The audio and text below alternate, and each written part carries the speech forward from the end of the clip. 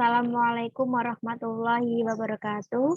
Perkenalkan, nama saya Wiwin dengan nomor NIM 2012016 dan rekan saya Siti Nurul Lailiyah dengan nomor NIM 2012015.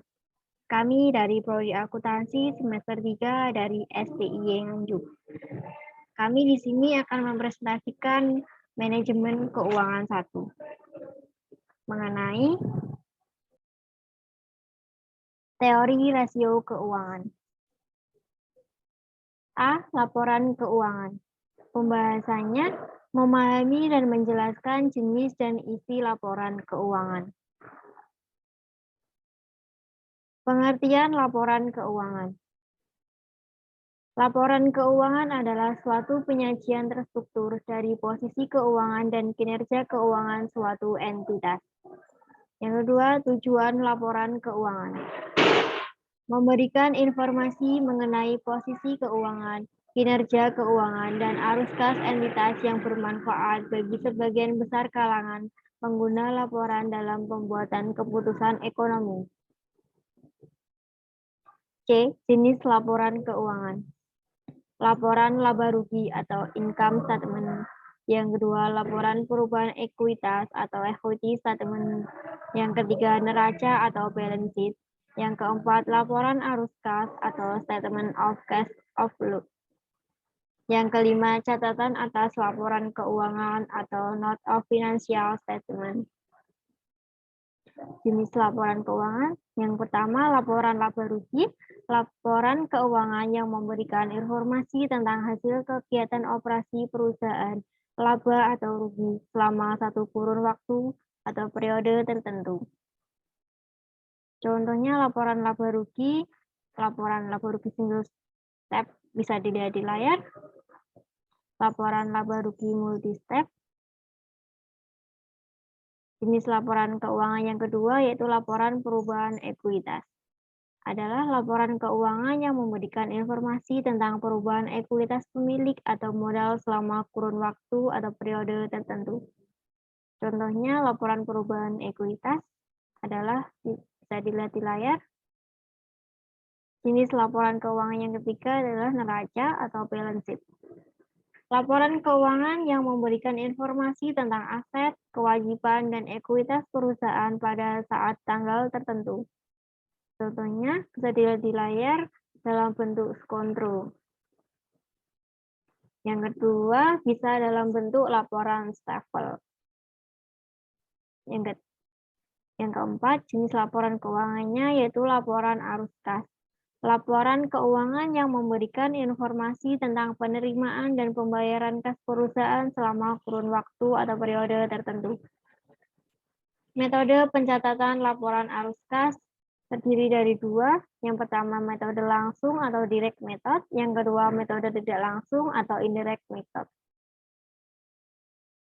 Jenis laporan keuangan yang kelima yaitu catatan atas laporan keuangan.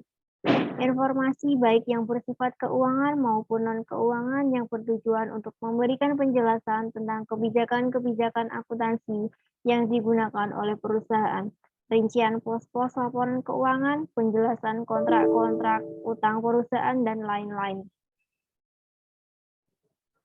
B. Teknik perbandingan. Pembahasannya menjelaskan tentang teknik perbandingan. Teknik perbandingan. Analisis perbandingan adalah teknik analisis laporan keuangan yang dilakukan dengan cara menyajikan laporan keuangan secara horizontal dan membandingkan antara satu dengan yang lain dengan menunjukkan informasi keuangan atau data lain, baik dalam rupiah atau dalam unit. Teknik perbandingan juga dapat menunjukkan kenaikan dan penurunan dalam rupiah atau unit dalam jumlah dalam presentasi atau perbandingan dalam bentuk angka perbandingan atau rasio. Tujuan analisis perbandingan ini adalah untuk mengetahui perubahan-perubahan berupa kenaikan atau penurunan pos-pos laporan keuangan atau data lainnya dalam dua atau lebih periode yang dibandingkan. Yang ketiga akan dijelaskan oleh rekan saya, Siti Nurul Lailiyah. Saya persilahkan. C. Rasio keuangan. Pembahasannya rasio keuangan, likuiditas, solvabilitas, aktivitas, dan profitabilitas.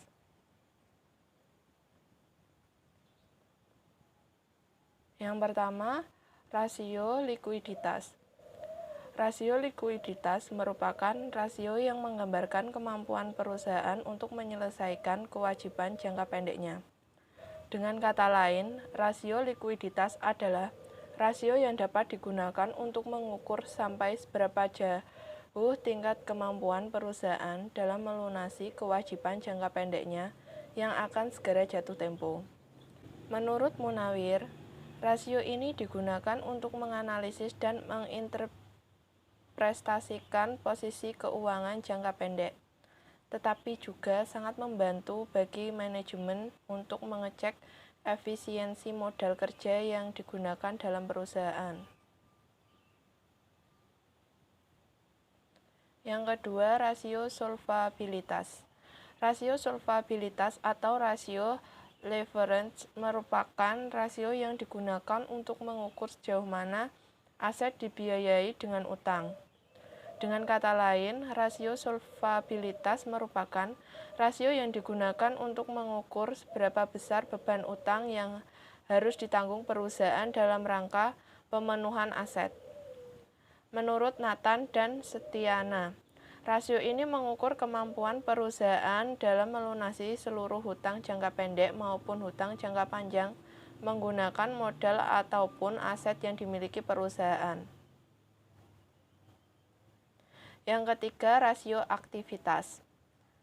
Rasio aktivitas mengukur sejauh mana efektivitas manajemen perusahaan dalam mengelola asetnya.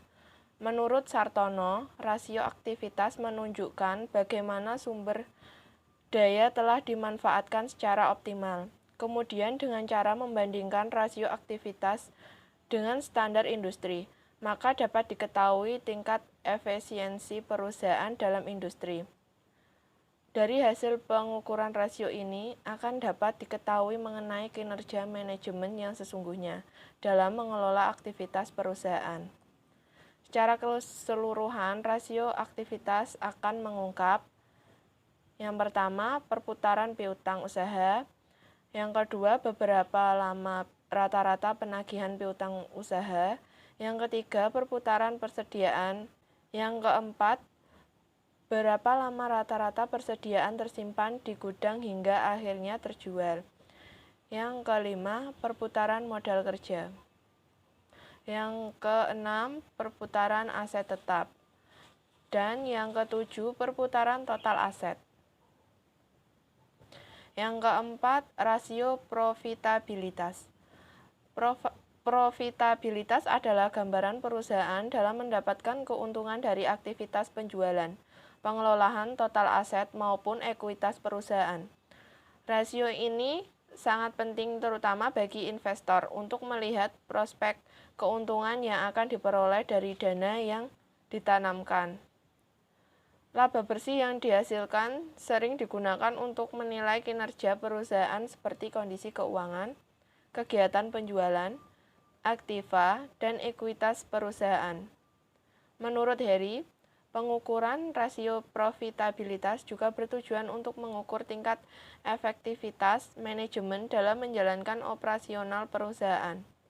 Kinerja manajemen yang baik akan ditunjukkan lewat keberhasilannya dalam menghasilkan laba yang maksimal bagi perusahaan.